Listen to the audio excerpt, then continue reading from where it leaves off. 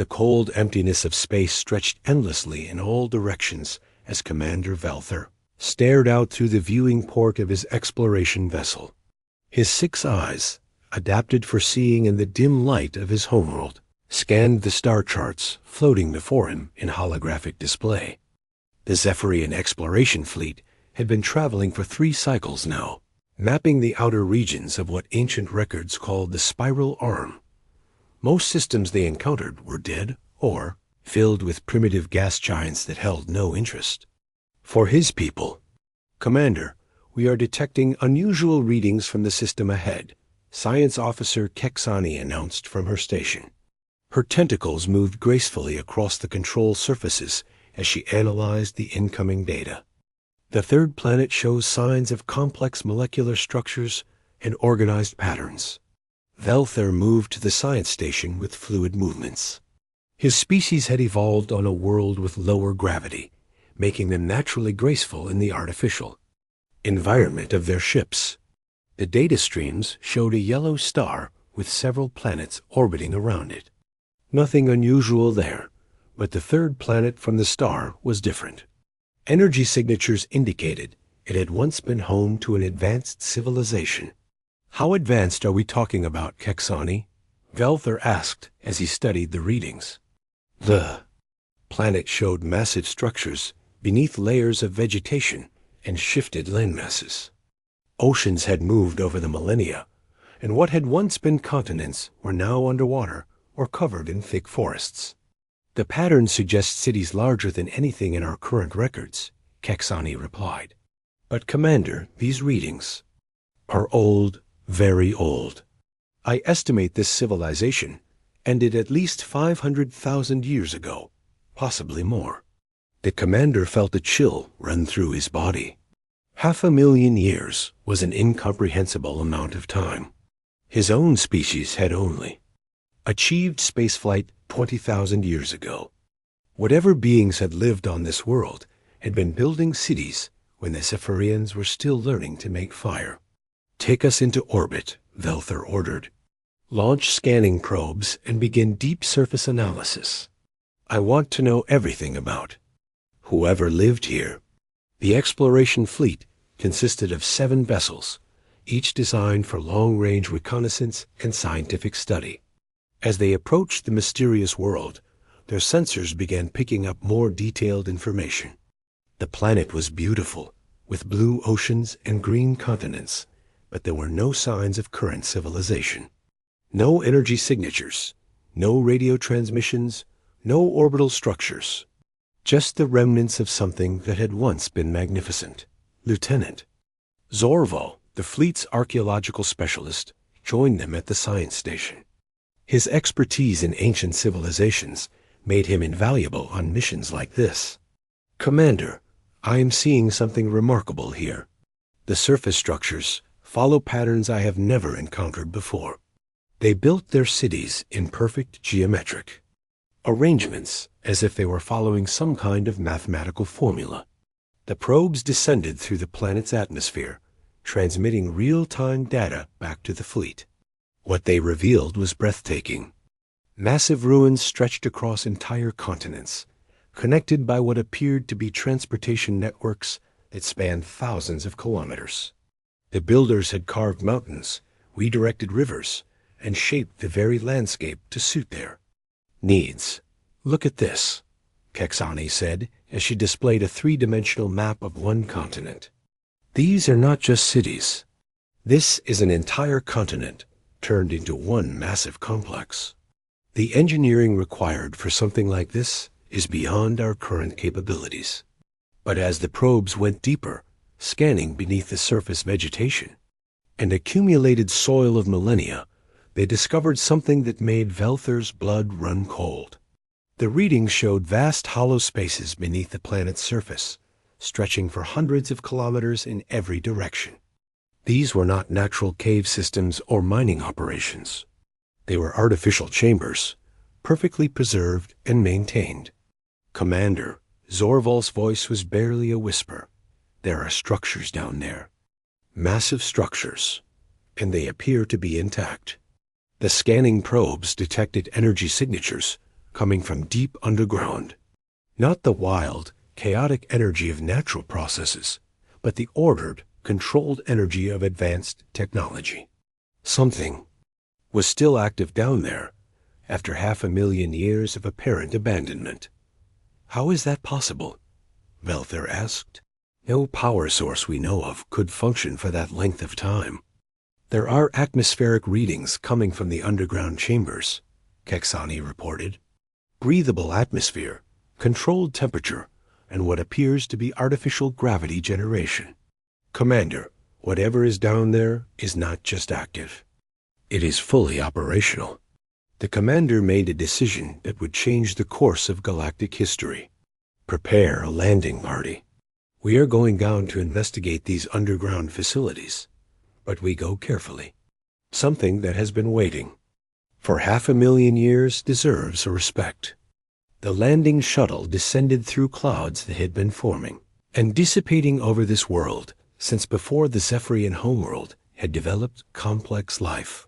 As they broke through the lower atmosphere, the true scope of the ancient civilization became apparent. The ruins were not scattered randomly across the surface. They formed a pattern, a vast network that covered the entire planet in geometric precision. There, Zorval pointed to a section of terrain that looked different from the surrounding area. The probes detected an access point there. The surface appears to have some kind of opening mechanism. The shuttle landed in a clearing that had once been a plaza, larger than most Zephyrian cities. Ancient structures rose around them like silent monuments to a lost age. But the team's attention was focused on what lay beneath their feet. The ground here was not natural soil, but some kind of metallic surface covered by centuries of accumulated dirt and plant growth dot. As they approached the detected access point, their portable scanners confirmed what the orbital probes had found. There were vast spaces below them, filled with structures that defied easy categorization. The energy readings were stronger here, indicating massive power sources operating somewhere in the depths. Commander, the team's technical specialist, called out, "I am detecting a response from the surface here. Something is scanning us back." Before Velther could respond, the ground beneath them began to change. The accumulated dirt and vegetation was pushed aside by some invisible force, revealing a perfectly smooth metallic surface marked with symbols none of them recognized. The symbols began to glow with a soft blue light, pulsing in a rhythm that seemed almost like a heartbeat. Then the surface opened, not with the mechanical grinding of primitive technology, but with the fluid grace of systems so advanced they seemed like magic. A shaft was revealed, descending into darkness that their lights could not penetrate. But as they peered into the depths, their scanners detected something that made them all step back in amazement. Ships, thousands of them, perfectly preserved vessels of incredible size, arranged in precise formations within vast underground hangars. Each ship was easily the size of a Zephyrian city, their hulls gleaming with materials that reflected their scanner beams in ways that suggested technology far beyond anything the current galaxy had achieved. By the ancestors, Zorval whispered. What were these beings? The ships bore markings that their translation systems could not decipher, but there was something about their design that suggested they were not just transportation vessels. These were warships. The energy signatures coming from them indicated weapon systems of unimaginable power and defensive capabilities that made their own fleet's strongest shields seem like paper barriers. Commander, Kexania's voice came through their communication system from the orbiting fleet. We are detecting similar underground facilities across the entire planet, hundreds of them, and they are all showing the same energy signatures. Velther realized they had not discovered the ruins of an ancient civilization. They had found something far more disturbing. This was not a graveyard of forgotten technology. This was an arsenal, a vast military force that had been waiting in perfect preservation for an incomprehensible length of time. What were they waiting for? He asked, though he suspected he already knew the answer. As if responding to his question, symbols began appearing on the hull of the nearest ship. Symbols that their translation system suddenly, impossibly, began to understand. The message was simple and terrifying in its implications. Terran Defense Initiative. Status: standby. Awaiting alien contact to initiate awakening protocols. The commander of the Zephyrian exploration fleet realized they had not discovered a dead civilization. They had triggered something that had been sleeping for 500,000 years, waiting for this exact moment, waiting for them. Deep beneath the surface of Earth, in chambers that had not seen light for 500,000 years, systems that had been dormant began to hum with activity. Admiral Jake Morrison felt the familiar sensation of awakening from cryogenic sleep, as warmth slowly returned to his body. The medical systems that had kept him alive for millennia performed their final checks before allowing his consciousness to fully return. Morrison opened his eyes to see the gentle blue glow of his personal resurrection chamber. The process was designed to be as comfortable as possible, given that those who entered these chambers knew they might never wake up. He had been 35 years old when he volunteered for Project Eternal Vigil. Now, 500,000. Years later, his body was exactly the same as it had been on that day when humanity made its greatest sacrifice. Admiral Morrison, please remain still while the medical systems complete their evaluation. The artificial intelligence announced in a voice he remembered well. Artemis had been humanity's greatest creation, an intelligence so advanced it could predict the future with startling accuracy. It was Artemis who had foreseen the coming of alien visitors to Earth, though even she could not predict exactly when it would happen. As feeling returned to his limbs, Morrison thought about the last days of human civilization. The plague wars had been devastating, wiping out 90% of humanity within a few decades. But those who remained had not despaired. Instead, they had created the most ambitious project in human history. Every member of Earth's military forces had volunteered to enter cryogenic sleep, waiting for the day when aliens would find their homeworld. Medical evaluation complete, Admiral. You are in perfect health and ready for duty, Artemis announced. Awakening protocols have been initiated across all facilities. Estimated time for full fleet resurrection is 72 hours. Morrison sat up slowly, his mind processing the implications. After 500,000 years, aliens had finally come to Earth. The long wait was over. He swung his legs over the side of the chamber and stood, his body responding exactly as it had all those centuries ago. The medical technology that had preserved them was beyond anything the ancient world had possessed, but it had been perfected in humanity's final years. The chamber door opened with a soft hiss, and Morrison stepped into the corridor beyond. The walls were lined with thousands of similar chambers, stretching as far as the eye could see. Each one contained a member of humanity's final military force, and each one was beginning the awakening process. Red lights that had glowed steadily for millennia were now pulsing, indicating active resurrection cycles. Admiral, on deck, came a familiar voice. Commander Lisa Bennett emerged from her own chamber, her uniform as crisp as the day she had put it on 500,000 years ago. She had been Morrison's first officer aboard the flagship Sovereign, and she had volunteered for the same eternal duty that had claimed them all. Status report, Commander, Morrison said, falling easily back into the routine that had defined their lives so long ago. All primary systems are operational, sir. The underground facilities have maintained perfect environmental conditions throughout the dormancy period. Fleet-wide awakening is proceeding according to protocol. We have approximately 50 million personnel coming online across 10,000 vessels. Morrison nodded as they walked through corridors that led deeper into the facility. The scale of Project Eternal Vigil had been staggering.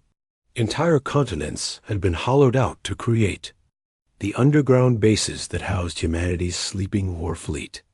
Each facility was a masterpiece of engineering, designed to function independently for millions of years if necessary.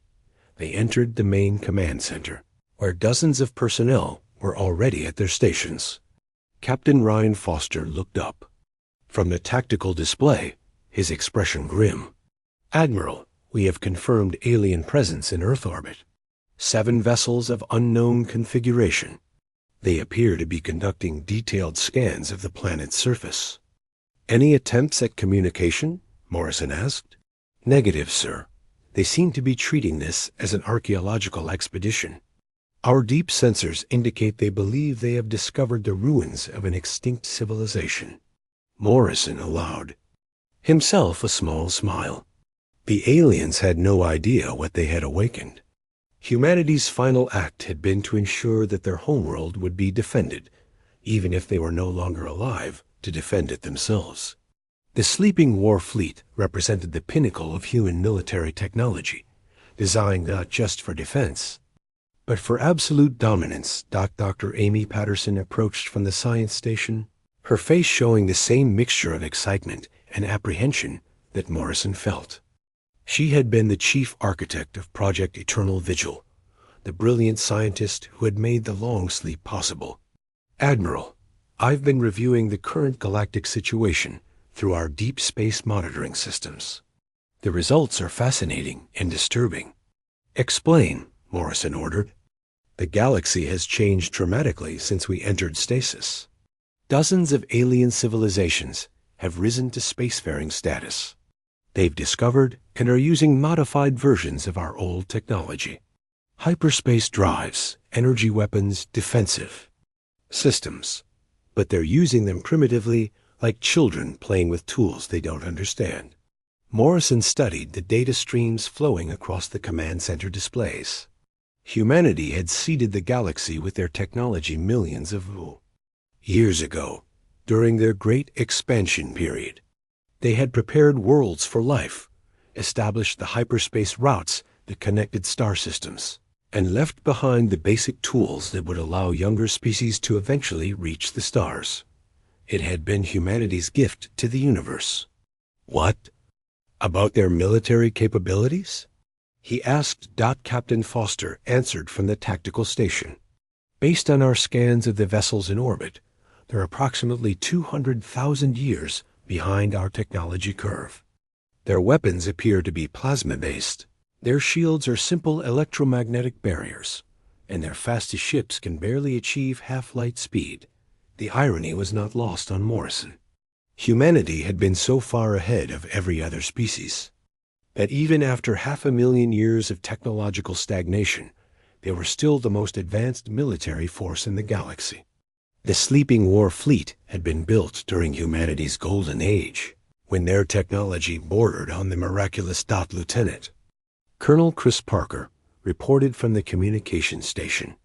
"Admiral, we're receiving detailed scans from the alien vessels. They're trying to map our underground facilities." "Should we activate jamming protocols?" "Not yet," Morrison replied. "Let them see what they're dealing with. Artemis, what's your assessment of alien intentions?" The artificial intelligence's response came through speakers throughout the command center. "Based on analysis of their scanning patterns and vessel configurations, the alien expedition appears to be scientific in nature. They show no immediate hostile intent, but they are clearly unprepared for contact with an active human military force." Dr. Patterson pulled up a holographic display showing the alien vessels in detail. "They're calling themselves Zephyrians, according to intercepted communications. They appear to be explorers, possibly the first aliens to reach Earth in over 500,000 years. The question is, what do we do about them?" Morrison considered the options. Humanity's children had finally come home, but they had arrived as strangers to a world that had been waiting for them. The sleeping war fleet had been created with one purpose: to defend Earth against alien invasion. But these aliens didn't seem to be invaders. They were explorers, scientists, beings who had achieved spaceflight through their own efforts and were now investigating the remnants of their unknown predecessors. "Admiral," Commander Bennett said quietly, "we need to make a decision." "Do we?" "Treat them as threats to be eliminated, or as the inheritors of the galaxy we helped create." Morrison looked around the command center at the faces of his officers. These men and women had given up their lives, their futures, their very existence to serve as Earth's eternal guardians. They had awakened to find themselves the protectors of a dead world against living visitors. The weight of that responsibility was enormous. "Artemis," he said finally, "initiate first contact protocols. But make it clear that we are not the extinct civilization they think they've discovered. We are humanity's sword and shield, and Earth remains under our protection." The artificial intelligence acknowledged the order, and across the underground facilities, humanity's greatest military force, began its emergence from the depths. After 500,000 years of sleep, the guardians of Earth were awake, and they were ready to reclaim their role as the galaxy's protectors. The long wait was over. The eternal vigil had begun anew. Captain Stephen Hayes felt the familiar hum of his ship's engines as the UES Phantom began its ascent through solid rock toward Earth's surface. The vessel's phase technology allowed it to move through matter as if it were empty space, a capability that still amazed him even after decades of service. He had been awakened 3 hours ago, and already he was leading humanity's first contact mission with an alien species. The Phantom was designed for reconnaissance and first contact scenarios. Unlike the massive battleships sleeping in the deeper facilities, Hayes' ship was built for stealth and diplomacy. Its crew of 50 specialists included linguists, xenobiologists, and cultural analysts who had volunteered for the same eternal sleep that had claimed the rest of humanity's military forces. "Captain, we're approaching the surface," Lieutenant Sarah Kim reported from the navigation station. "Alien vessels are maintaining orbit at approximately 400 kilometers altitude. No change in their scanning patterns." Hayes studied the tactical display showing the 7 Zephyrian ships. They were elegant vessels, clearly built by a species that valued both function and beauty. Their energy signatures indicated advanced technology, but nothing that approached human capabilities. Still, he reminded himself that these beings had achieved spaceflight on their own, which deserved respect. "Communications, open a channel to Admiral Morrison," Hayes ordered. The holographic image of Admiral Morrison appeared on the bridge, his expression calm but alert. "Status report, Captain.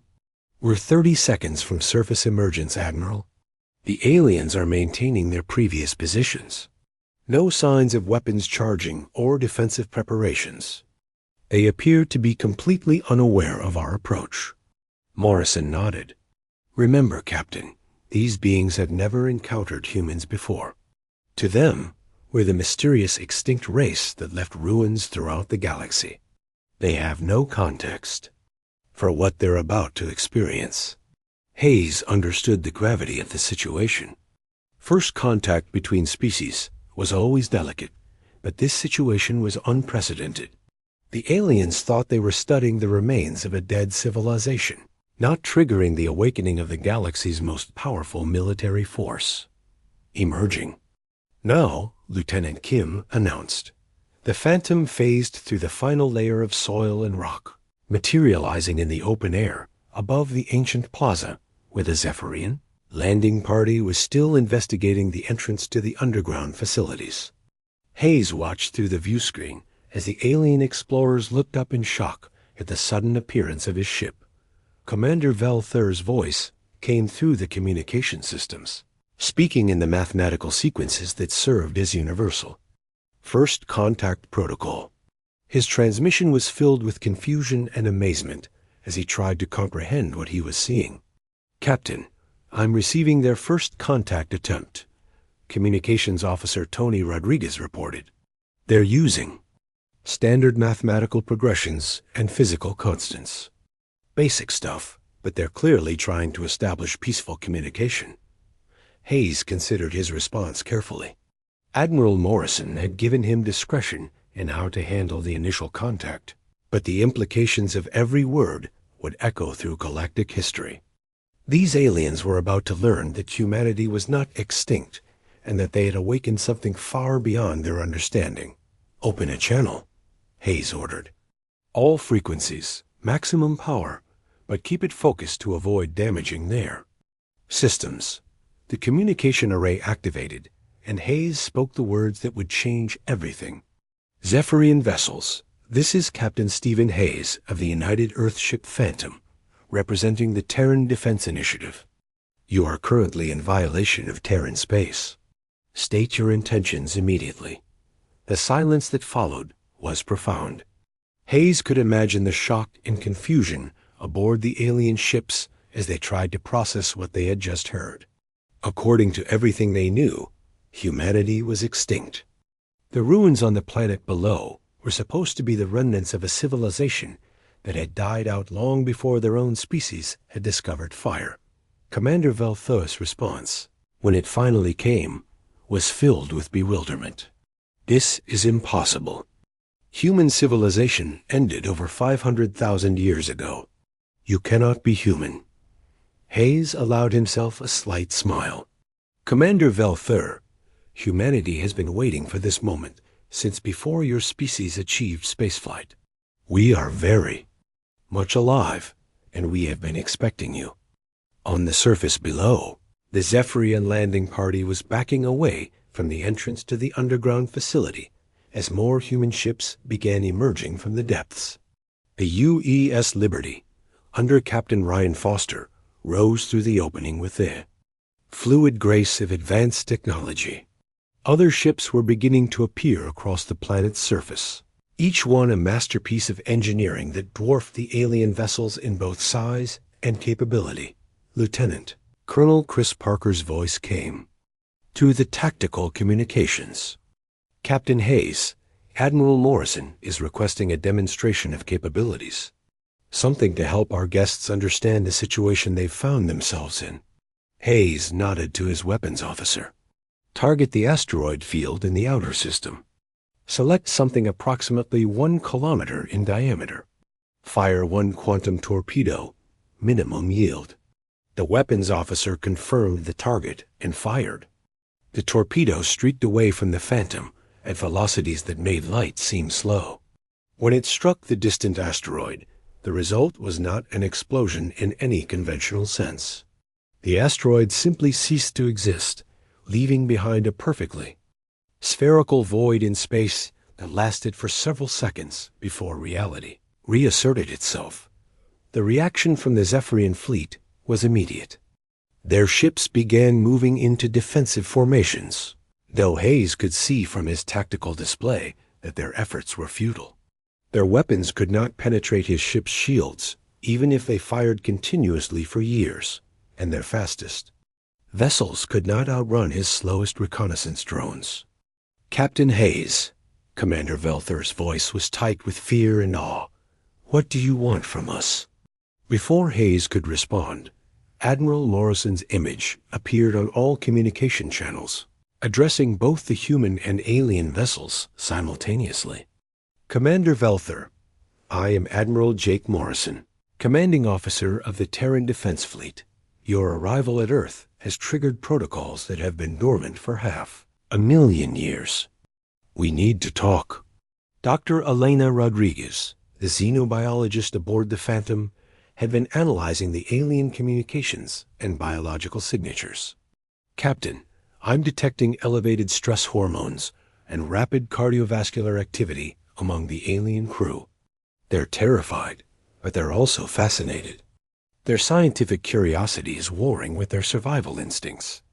Hayes understood the aliens' dilemma. They had come to study ruins and instead had awakened the gods of galactic mythology. Humanity's technological superiority was so overwhelming that it probably seemed like magic to beings who are still using conventional physics for their starships. "Admiral Morrison to all human vessels," came the fleet-wide broadcast. maintain defensive postures, but take no aggressive action. These beings are not our enemies. They are inheritors, the children we helped create through our ancient seeding programs. The revelation hit the Zephyrian fleet like a physical blow. Captain Hayes could hear the confusion in Commander Velther's voice as he tried to process the implications. You're saying that humans created the conditions that allowed our civilization to develop? Morrison's response was patient, almost paternal. Commander, humanity spread across this galaxy millions of years ago. We terraformed worlds, established the hyperspace routes you use for travel, and left behind the technological foundations that allowed species like yours to eventually reach the stars. When we faced extinction, we chose to sleep rather than die, waiting for the day when our children would find their way home. Hayes watched the tactical display as more human vessels continued to emerge from the underground facilities. Massive battleships that could destroy entire star systems, carrier vessels that housed fleets of fighters, and support ships equipped with technology that could reshape reality itself. The sleeping war fleet was awakening, and its power was beyond anything the current galaxy had ever seen. Lieutenant Sarah Kim reported from her station. Captain, I'm detecting similar emergences all across the planet. Hundreds of facilities are coming online. The fleet strength estimates are staggering. How staggering? Hayes asked. 10,000 capital ships, Captain. 50 million crew members. And that's just the first phase of the awakening protocols. Hayes felt the weight of responsibility settling on his shoulders. Humanity had created the most powerful military force in galactic history, and now they had to decide how to use it. The aliens before them were not invaders to be destroyed, but explorers to be guided. The sleeping war fleet had been designed to protect Earth from hostile aliens, but these Zephyrians seemed to be anything but hostile. Commander Velther's next transmission carried a note of desperate hope. Admiral Morrison, our intentions were purely scientific. We had no idea that Earth was still inhabited. We seek only knowledge and understanding. Morrison's response would determine the future of galactic civilization. Commander, knowledge and understanding are exactly what we intend to provide. But first, you need to see what your people have done to the galaxy in our absence. General Marcus Thompson stood in the primary command center of Defense Platform Alpha, watching as massive structures rose from beneath Earth's continents like sleeping giants awakening after an eternal dream. The platform itself was the size of a small moon, having been built into the core of what had once been Mount Everest.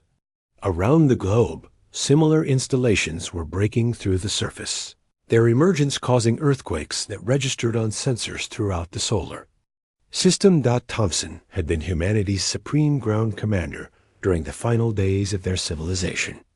While the fleet admirals focused on space-based threats, his responsibility had been the defense of Earth itself. The planetary defense grid he had helped design was not just meant to protect against invasion, but to prevent the complete destruction of the solar system should humanity ever need to use their most powerful weapons.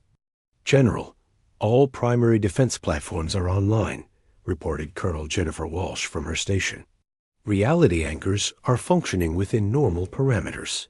We have full dimensional stability across the entire system. Thompson nodded as he studied the tactical displays.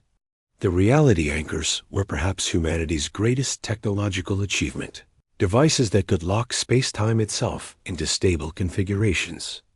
Without them, the weapons humanity possessed could tear holes in the fabric of reality, potentially destroying not just star systems, but entire regions of the galaxy. Commander Velther's desperate attempts at communication were being monitored throughout the human command structure. The alien leader was trying to understand how a supposedly extinct civilization could possess technology that seemed to defy the laws of physics. His confusion was understandable, But Thompson knew that what the Zephyrians were witnessing was only the beginning. "General," came Admiral Morrison's voice through the communication system, "I'm authorizing a demonstration of our defensive capabilities. Something to help our guests understand the scale of what they've encountered." Thompson smiled grimly. "Understood, Admiral. Captain Walsh, target asteroid designation Theta-7 in the outer belt. Single reality disruptor, minimal yield." Captain Diana Walsh, commanding the UES Retribution from her position in high orbit, acknowledged the order. Her ship was one of humanity's reality warfare vessels, equipped with weapons that could manipulate the fundamental forces of the universe. The target asteroid was roughly 5 kilometers in diameter, a substantial piece of rock that had been orbiting the sun for billions of years. The reality disruptor fired, its energy invisible but devastating. The asteroid did not explode or vaporize. Instead, it simply stopped existing. For a brief moment, there was a perfectly spherical hole in space where the asteroid had been, and then reality healed itself, leaving no trace that anything had ever been there. The effect on the Zephyrian fleet was immediate and profound. Their communications channels filled with confused voices as their sensors tried to make sense of what they had witnessed. Thompson could understand their confusion. Even humans had needed years to accept that such weapons were possible. Let alone practical. Dr. Kevin Adams, the fleet's chief historian and cultural analyst, had been monitoring the alien communications since the first contact. He approached Thompson's command station with a thoughtful expression. "General, their reaction is exactly what we predicted. They're trying to understand how we could make an asteroid cease to exist without any visible energy discharge or exotic matter effects." Thompson studied the data streaming from the Zephyrian vessels. Their scientists were working frantically to analyze what they had seen, but their instruments could not detect the sophisticated manipulation of quantum fields that made reality warfare possible. To them, it must have looked like magic. "Adams, what's your assessment of their technological level?" Thompson asked. "Approximately 200,000 years behind us, sir. They're still using conventional matter-energy conversion for their weapons and propulsion. They have achieved artificial gravity and faster-than-light travel, but they're using the basic systems we left scattered throughout the galaxy during our expansion period." The irony was not lost on Thompson. Humanity had seeded the galaxy with the tools necessary for younger species to eventually reach the stars, but they had kept their most advanced technologies secret. The reality weapons, dimensional anchors, and consciousness transfer systems that had made Project Eternal Vigil possible were uniquely human achievements. "Admiral," Morrison's voice filled the command center as he began broadcasting to both human and alien forces. "Commander Velther, what you have witnessed is a demonstration of humanity's commitment to protecting this system. But we are not your enemies. We are your ancestors in spirit, the beings who prepared the galaxy for your emergence." Thompson activated his personal communication system and joined the conversation. "Commander, I am General Marcus Thompson, Supreme Commander of Earth's Defensive Forces. What Admiral Morrison is telling you is not metaphor or mythology.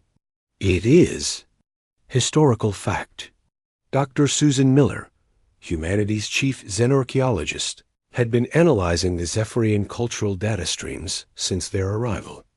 She joined Thompson at the command station with a data pad containing her preliminary findings. "General, I've been studying their historical records. Their entire civilization is built on foundations we established millions of years ago." Thompson gestured for her to continue. "Their homeworld was terraformed by our machines during the Great Expansion. The mathematical principles they use for interstellar navigation are derived from equations we carved into monuments on their planet. Even their basic understanding of physics comes from educational systems we left behind."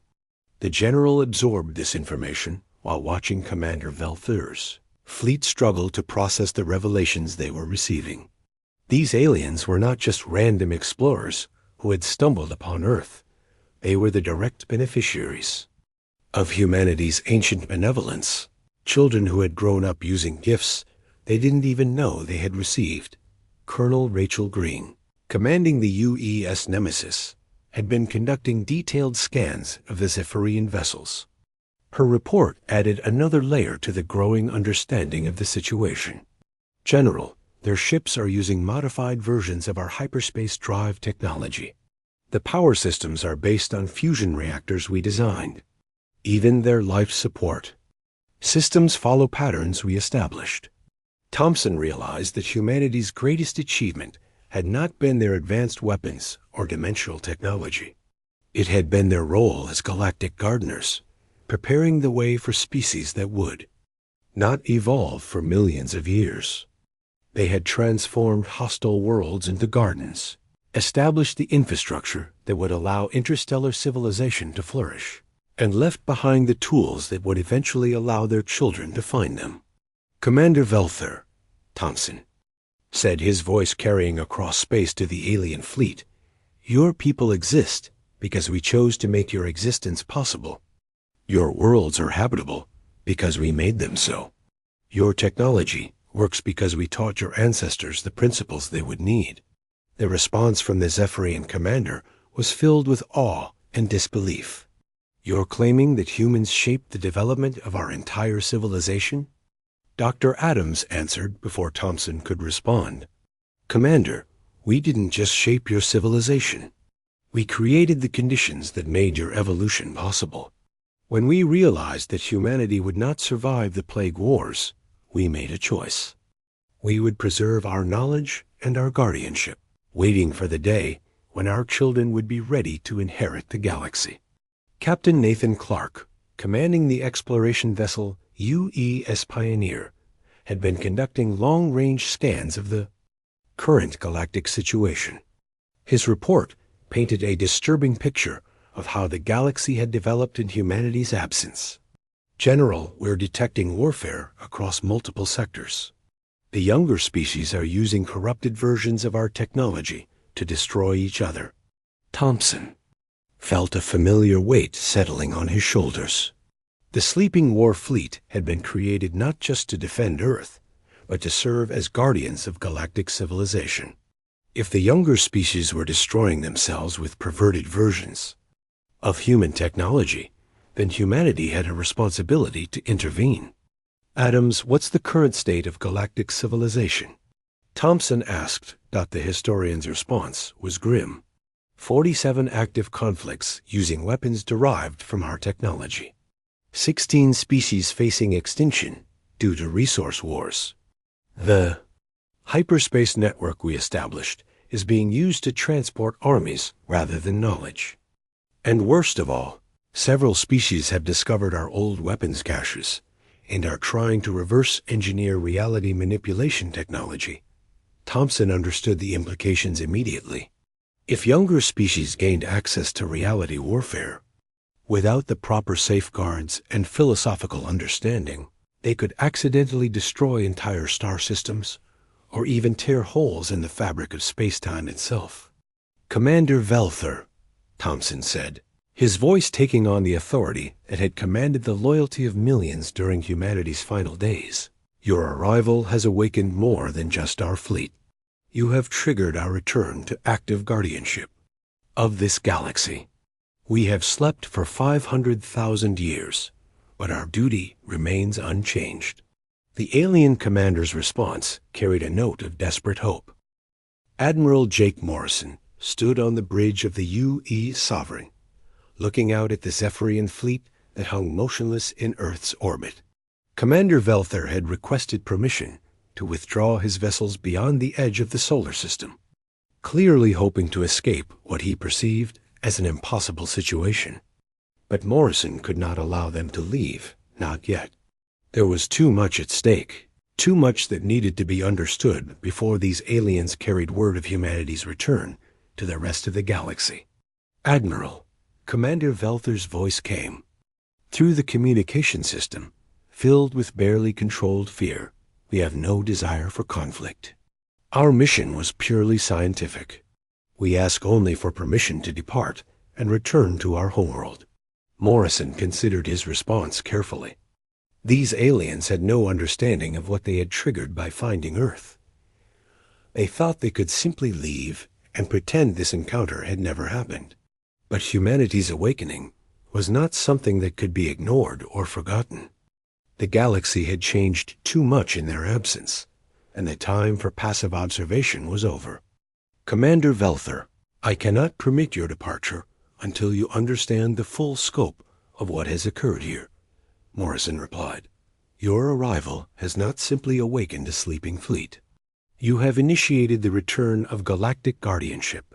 Captain Nathan Clark, commanding the exploration vessel UES Pioneer, had been conducting extensive scans of the current galactic situation using humanity's advanced sensor networks.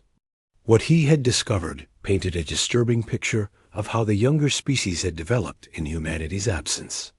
Morrison reviewed Clark's report with growing concern. "Admiral," Clark's voice came through the fleet communication system, "I've completed the preliminary survey of galactic civilization. The results are worse than we initially thought." Morrison activated the main display, showing the gathered human commanders the current state of the galaxy they had once protected. Dozens of alien civilizations were locked in devastating wars, using corrupted versions of human technology to destroy worlds that humanity had spent millions of years preparing for life. The careful balance that had once existed was completely gone. Dr. Susan Miller, humanity's chief strategist, joined Morrison on the bridge with her analysis of the situation. "Admiral, we're looking at the collapse of everything we built. The hyperspace networks are being used to transport weapons of mass destruction. The terraformed worlds are being strip-mined for resources. Entire species are facing extinction. Because they're fighting wars, they don't understand with weapons they can't control." Morrison felt the weight of 500,000 years pressing down on him. Humanity had gone to sleep believing that the younger species would eventually mature and take over the role of galactic guardians. Instead, they had found the galaxy tearing itself apart with tools that were meant to build and nurture. Lieutenant Colonel Paul Jackson, tactical officer aboard the Sovereign, provided additional details that made the situation even more dire. "Sir, we've identified 16 separate conflicts where species have gained access to our old weapons caches. They're trying to reverse engineer reality manipulation technology without understanding the safeguards. If they succeed, they could accidentally destroy entire star systems." The implications were staggering. Reality warfare required not just advanced technology, but a deep philosophical understanding of the responsibility that came with such power. Humanity had spent millennia developing the ethical frameworks necessary to use such weapons safely. The younger species were trying to build them as tools of conquest. "Commander Velther," Morrison said, his voice carrying across space to the alien fleet, "observe and learn." The main display shifted to show real-time images from across the galaxy. War-torn worlds where cities burned under weapons that had been designed to heal rather than harm. Refugees fleeing across space from conflicts that used perverted versions of humanity's gifts. Species that had once been allies, now destroying each other with technology they barely understood. Commander Velther's response was filled with horror and disbelief. "This cannot be accurate. The galactic community follows the principles of peaceful exploration and mutual cooperation." Dr. Amy Patterson, who had been monitoring communications across the galaxy, provided the harsh reality. "Commander, your own species is currently involved in 3 separate territorial disputes. The Altarian Empire is using modified reality disruptors to destroy inhabited worlds. The Centauri Federation has weaponized our terraforming technology to make enemy planets uninhabitable. This is what the galaxy has become without proper guidance." Morrison watched as the truth settled over the Zephyrian fleet. These aliens had believed they lived in a civilized galaxy where reason and science prevailed.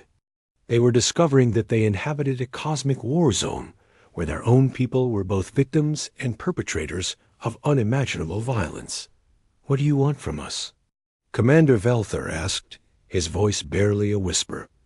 Morrison made the decision that would reshape galactic civilization. "Commander, I want you to become the first members of the new galactic order. Your people will serve as messengers, carrying word throughout the galaxy that the ancient guardians have returned." Captain Stephen Hayes, still aboard the UES Phantom, had been working with the Zephyrian landing party to establish a more detailed communication protocol. His report provided hope that the aliens could be brought to understand their new role. "Admiral, Commander Velther's science officer has been studying our historical records. She's beginning to understand the scope of humanity's previous guardianship role." Science Officer Kexane's voice joined the conversation from the Zephyrian flagship. "Admiral Morrison, if what we are seeing is accurate, then humanity guided the development of galactic civilization for millions of years. You shaped the evolution of countless species, prepared worlds for life, and established the foundations that allowed interstellar society to exist." Morrison nodded. "That is correct, Science Officer. And when we realized that humanity would not survive the plague wars, we made the greatest sacrifice in galactic history. We chose to sleep rather than die, waiting for the day when our children would need us again." General Marcus Thompson's voice came through the fleet communication system from the planetary defense grid. "Commander Velther, the choice before your people is simple. You can return to your homeworld and pretend this encounter never happened, leaving the galaxy to destroy itself with our own gifts. Or you can accept your role as our representatives, helping us restore the order and purpose that once made galactic civilization possible." The silence that followed was profound. Morrison could imagine the discussions taking place aboard the moored Zephyrian vessels as they tried to process the magnitude of what they were being offered. They had come to Earth as simple explorers and were being asked to become partners in the greatest undertaking in galactic history. Commander Velther's response, when it finally came, carried a note of determined acceptance. "Admiral Morrison, if humanity truly created the conditions that allowed my people to exist, then we owe you a debt that can never be repaid. What would you have us do?" Morrison smiled for the first time since awakening from his 500,000-year sleep. "Commander, I want you to help us save the galaxy from itself. The younger species have had 500,000 years to prove they could manage without guidance. They have failed. It is time for the parents to return and teach their children how to live in peace." Dr. Kevin Adams, the fleet historian, provided the framework for what would become known as the Second Great Awakening. "Commander, humanity will not impose its will through conquest or fear. We will offer guidance, protection, and the wisdom that comes from millions of years of experience. Those species that accept our help will prosper. Those that choose to continue their destructive paths will find themselves isolated and eventually extinct." The decision that followed would echo through galactic history. Commander Velther, speaking for his entire fleet, accepted humanity's offer of partnership. The Zephyrians would become the first species to voluntarily join the renewed galactic guardianship, serving as ambassadors and teachers to help other civilizations understand the new reality. Morrison looked around the bridge of the Sovereign, at officers who had given up their lives to serve as eternal guardians. They had awakened to find themselves in a galaxy that needed them more desperately than they had ever imagined. The sleeping war fleet had been created to defend Earth, but its true purpose had always been larger. They were the custodians of galactic civilization, the guardians of peace and order in a universe that had forgotten how to live without war. "All human commanders, this is Admiral Morrison," he announced across the fleet communication system. "Project Eternal Vigil has succeeded beyond our greatest hopes. We are no longer the defenders of a dead world. We are the shepherds of a living galaxy. The long sleep is over. Our true work begins now. As Earth's children spread across the stars once more, carrying the message of humanity's return, the sleeping war fleet prepared for its greatest mission. They would not wage war, but they would ensure that peace endured long after they were gone. The eternal vigil continued, as it always had, as it always would.